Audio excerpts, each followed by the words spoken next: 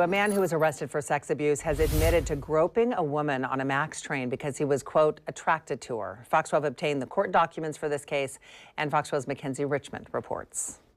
On Tuesday, just after 4 in the afternoon, a woman told Portland police that a stranger inappropriately grabbed her on the MAX train. The victim told police she got on the MAX train at Pioneer Square, then saw the suspect, who has since been identified as Michael Bogdos, get on the same train with a pillow, magazine, and what appeared to be a, quote, jar of urine. Court documents state that Bogdos threw his belongings on the chair and asked her to hand some of the items back to him. When she did, court documents state Bogdos threw some things back at her. The victim says she tried to walk by Bogdos to get away from him, and that's when court documents say he grabbed her backside.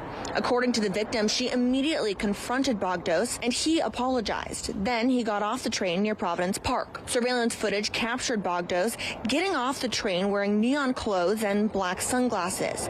Police were able to track him down and arrest him just about an hour after all of this unfolded. Once he was in custody, a Portland police officer says that without questioning, Bogdos confessed, saying, quote, I touched her on the MAX because, quote, she was good looking.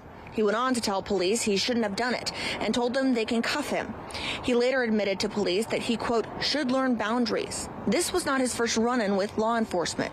Bogdos has a long list of arrests for charges including harassment, criminal mischief, and assault. This time, Bogdos was booked into the Multnomah County Jail on 3 charges: sexual abuse, interfering with public transportation, and disorderly conduct. He is being held on bail. Mackenzie Richmond, Good Day, Oregon.